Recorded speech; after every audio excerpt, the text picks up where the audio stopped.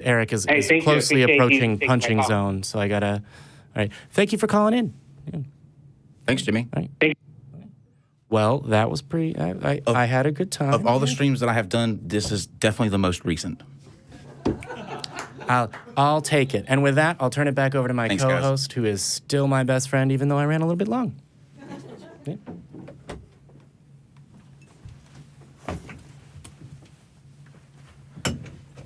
All right.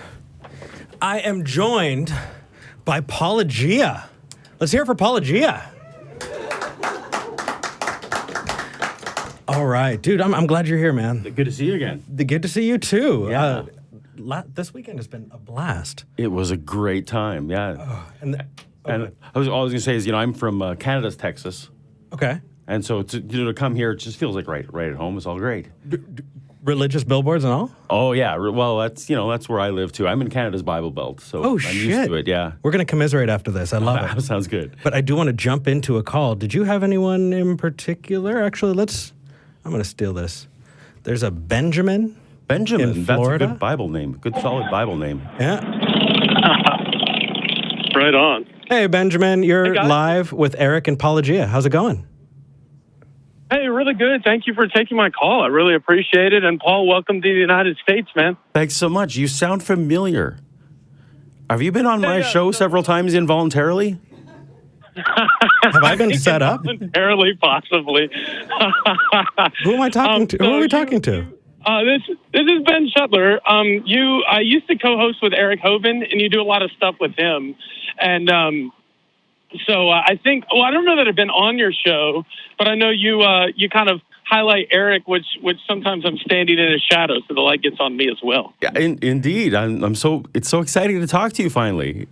Well, Yeah, I was actually hoping to come to the Faithless Forum and meet you guys, and definitely if you do that again in the Dallas area, I'd love to put you in front of some larger Christian audiences if you guys are interested. Ooh, well, I don't I'm know. in. Yeah, I don't know if you heard the start of the show, but yeah, the plans for 2020 are going. So we'll be in touch. Okay. for sure. So, Yeah. Benjamin, Are you guys, what did you want to guys call gonna in be about? Dallas or?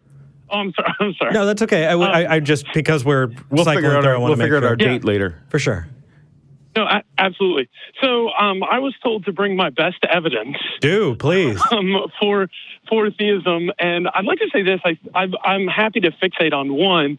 I think most theists would say that it's not like one compelling. Well, I guess I can't speak for most, but at least for me, I wouldn't say there's one compelling thing. I would say there's several strong pillars, which you guys often interact with. So, like that causal argument, I think most people would call it the cosmological argument. This idea that there had to be an initial causer because our universe displays a causal nature to it, which it does. Actually, it doesn't. Hold on, Ben. You don't just get to throw stuff out and scoot on through. Come on. No. Okay, So that is can I special go pleading. through- That's fine. We can talk about that special pleading. But if you want to actually, is that the one you wanted to talk about? Well, and then the other would be, in my opinion, that the universe reflects design. And then the last, that there has that morality, in my opinion, needs a moral lawgiver. I'm not saying that's my opinion. So those three things kind of are strong. And so if you want to pick one of those, I'd be happy to discuss one. But I would say underneath all those is probably more of an epistemological angst that I have, which is I feel like oftentimes, I shouldn't say most, but some theists come to the table with going well, I believe in God by faith, and you should too. And you say, well, that's not really logical because that's circular. And I say, fair enough. But then I do think that a lot of times atheists will say, well, if I give evidence for an invisible transcendent being, that evidence isn't going to necessarily fit into scientific parameters because it's for an invisible transcendent being. So I guess the evidence has to be allowed to get to God. And so I would agree, how if I'm going to prove to you that there's a being that's invisible that was capable of creating the world, I can't necessarily I can use science, but at the end of the day, there's going to have to be an element that this being is supernatural. Hold on, why? So I feel like the evidence has... Why though? But why though? Because God is supernatural. God is okay. that stands outside of creation. Go ahead. If there theoretically was this supernatural being or any kind of supernatural thing, if you are positing that it is going to interact with nature in some way, it is going to leave fingerprints. It's not like that we can Yeah, I somehow. would agree. So we can look at these fingerprints, and you've given us 3 pillars. I don't think they're particularly strong pillars. I wouldn't build my house on those 3. But yeah, Ben, you would agree that if the God is interacting with nature at all, then it will leave evidence that we could evaluate, right? Absolutely. Absolutely. Of course. And that's where I would say, if you want, because you already have challenged us. So let's take that first one. Yeah, You I'd don't love to. appear- I look at the universe and I do really see quickly. a causal nature to it. Really So- quickly, Oh, Benjamin. sorry, go ahead. No, that's okay. I just wanted to kind of clear the air here. You're not talking about a Christian God, and the arguments that you've given so far have not pointed to Christianity. You understand that? You're just giving the deistic Yes. arguments? Okay. Yeah, because I feel like you have to establish one to get to the other. But Okay, I do believe in a Christian God, but that's not the argument I'm giving. Okay, why should I care about these deistic arguments if they don't get to your point? Did you work your way backwards? They do, but they have to be established first. Okay, so then let's go over the established. What's you were talking about causal arguments? Yeah, well, and you were challenging this, but I mean, like when I look at a tree, I'm like, well, that tree probably came from some type of seed, and that seed came from a previous tree. And so when I look at nature, I do see a lot of causes. And I feel like if you trace those back, you go all the way back to the Big Bang. And any physicist will tell you that at the point of singularity, the laws of physics break down. So to me, it makes sense that if this whole universe came from a Big Bang, there was something standing on the other side of that Big Bang, or it's not illogical, I guess I just Yeah, it actually is illogical, Ben. Okay. No, that's okay. Because there's no guarantee. There's no guarantee that there can be something on the other side of all that exists. Right, and that may not even be a coherent concept to Yeah. say what is outside of our X, Y, and Z axis, to say that there's something, or maybe there is something. I think the only honest thing we can say is we don't know. Because of course, before time is also incoherent. And again, a lot of us feel like that it's not, we might acknowledge that our particular universe, our particular instantiation of space-time had a beginning, but you already acknowledged for us that there was a singularity, and that singularity we don't know anything about before Planck time. Therefore, for example, first law of thermodynamics is that matter is neither created nor destroyed in layman's terms.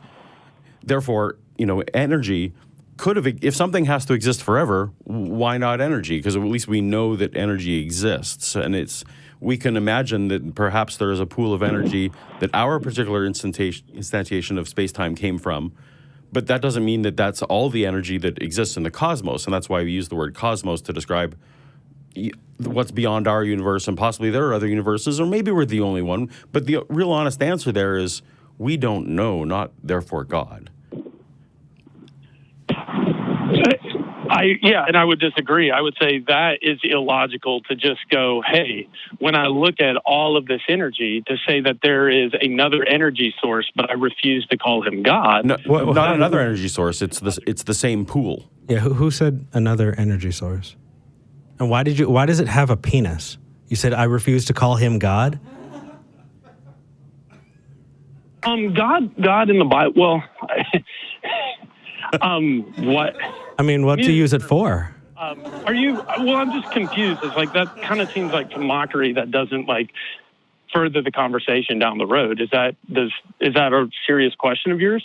Well, I'm trying to explore why you're gendering energy, and that is silly. Yeah. No, it's Well, no, okay. what I- People make fun of my hair, and I just kind of go, yeah, my hair's stupid, and I move on. It's okay. I'm just ribbing. So to me, the hair is totally not part of the because I can't see it. But if I could, maybe I would make fun of it. I don't know. I would.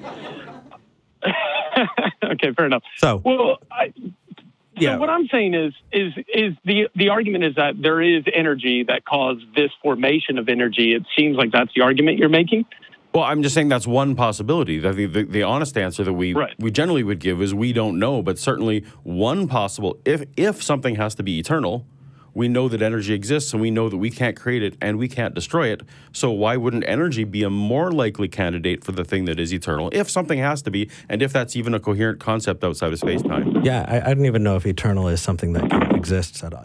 No, we don't know. Yeah. Like outside of time, it may not be coherent. You're right. Yeah. So Right. Ben. And so I would say energy, I would agree with your argument there that energy could be something that's confined once again to space-time. So then what I'm saying though is why would it be illogical to say that there's something that transcends all of this energy, all of the things that we can measure scientifically, Sure. that there's something that transcends space-time that is capable of creating space and time. That is logical. No, you it's may not. disagree with it, but No, hold on. I mean, we can go to the foundations of logic, right? And we can say A equals A, Yeah. A does not equal not A, and A cannot equal A and B at the same time, right? We can go through there, and I can say that before existence doesn't make sense. Right, you're trying to confirm it and its negation. I mean, existence, period. It's how does that become I'm logical? saying the physical universe. What is there outside of the physical universe? God. How do you know that? Is there outside of the saying physical the universe? I just kind of universe gave that, and that doesn't even make sense, does it? Well, I mean, that's Well, one well, the physical possibility, but universe has a- again, we just don't know. This is the epistemological challenge that I'm saying. I'm going like, if the universe is a closed loop, then what I'm saying is that there's a being that stands outside of that closed loop that would have created all of this. You're saying, I don't know. I'm actually positing a hypothesis here. Oh, And I okay. think Hold on. you could- I you could- actually have a hypothesis. I did it. Okay. Yeah, but you were caused, though. No, I wasn't. Is that a logical hypothesis? No, it's me stating a thing and not backing it up. Right. Right. Yeah, but this is logical to say that there is something that transcends all of this that has the capacity to do it. You're Now, welcome. if you could point to some things that go, if you could point to some things that go, okay, here's why that God cannot exist. And I feel like what's being said is, well, that God can't exist because nothing supernatural exists. And I don't feel like that is a logical. I don't know that we're forward. saying that God can't exist. What we are asking for is some evidence that he does. We're saying there are lots of possibilities. So I don't know if you're going with the Kalam cosmological argument, for example, but basically what that argues for is a sufficient cause.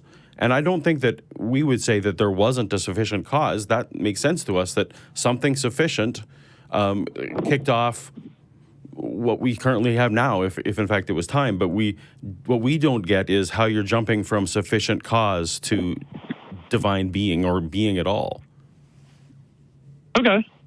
Well, let me explain that, because I feel like you did a better job of explaining the Kalam than maybe I did, or a more succinct job. So thank you. Don't worry. But I guess what I'm saying, though, is that if that is true, like if there was a sufficient cause, then in my mind, and I think in what I would like to go a step further and say a logical person's thinking mind is, could that causer be a God? And I don't feel like that has a rational fall apart when you go, oh, well, maybe that it does. And then you pair it. Well, then you pair it to all these other things, because it's not just that there are things that were caused. There's design, there's morality, and all of these things fit with a God explanation. So that's why I say it does. multiple pillars. You're right. It does create a very, very interesting house of cards. As you remove each of them, you should probably be questioning whether or not that structure is stable. The problem with the God explanation is that there's literally nothing that it couldn't explain. You can't take evidence for something that would be anything could be evidence for God, like, because he's all powerful. So that it's not falsifiable, is what we say. Unless evidence uniquely points to one hypothesis or another hypothesis, it's not really evidence. It's just data. We need evidence has to point to one hypothesis versus the other. Does that make sense? Yeah, and so atheism to me makes no hypothesis, and so since you're saying nothing and I'm offering something, I'd rather have something than nothing. Does that make sense? Would you rather have a bunch of none? Like, okay, so we're going to end with the gumball analogy because All right. Jamie's given me the stink eye, and I think that'll help. sounds Have you heard the gumball analogy, Guys, Benjamin? Man, I don't know that I have. Thanks for letting me share some stuff. I do Dude, appreciate it. no, Paul. that's I awesome. appreciate the content you put out. Honestly, really Thanks, appreciate Ben. your call. You've been really, really fun, actually, and very respectful, insightful, and I'd love to be able to go over more of those with you. You're welcome to call back, but I do want to keep you on the line because I thank want to you. go over this analogy. Okay. Yeah, 1 second more, Ben. So, please. between Paulogia and I have a thing of gumballs, and it is sealed, and it was handed to me. I have no idea how many gumballs are in front of me. Paul, have you counted these gumballs? I have not counted them, no. All right. So, if we were posed this question, is the number of gumballs even or odd? And I say, odd. I think there's an odd number of gumballs in this jar. Paul, you know that I've never seen this before, Correct. right? So, would you agree with me that the number of gumballs in this jar is odd? I would not. Does that mean that you think it's even? It does not mean that I think it's even. Okay, so then how can you disagree with me if you're saying that it's not odd? Well, because of these are separate propositions. The one proposition is that the number of gumballs is odd, and the negation of that is that it is not odd. Right. But that does not mean the negation is that it is even. Right. And put in layman's terms, the honest thing to do is to wait until we count the gumballs. Right. We should not be jumping into things until we can do that, because to do so would be folly. And just because I can say it's odd, I'd rather say it's odd than not know. That doesn't get us to actually knowing the truth. It just makes us more comfortable in light of that scary fact that we have a lot to learn about the world. When I left Christianity, one of the hardest things to do was to become comfortable with the idea that I don't know is an acceptable answer. Yeah. And it is an acceptable answer when that is the honest answer. Benjamin, I hope that helped. I mean, I have so much to say to that, but I know you guys got to We will talk to you again, brother.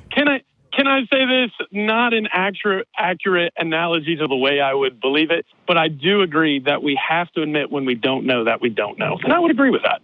So. Sounds good. Fair enough. All right. Take care, buddy. Thanks, guys.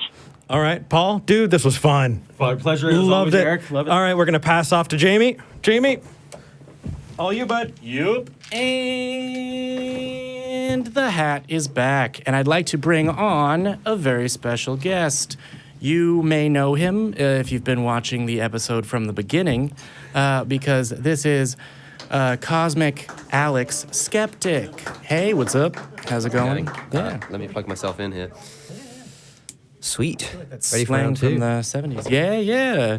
Boom. I was going to make some joke about, someone has to be keeping score in the back and like seeing which guest is best, but I don't know how you would score that, I guess. No, and I'm not sure anybody's actually even paying attention right now, so. Well, hey. You're not on till next week. All right. So,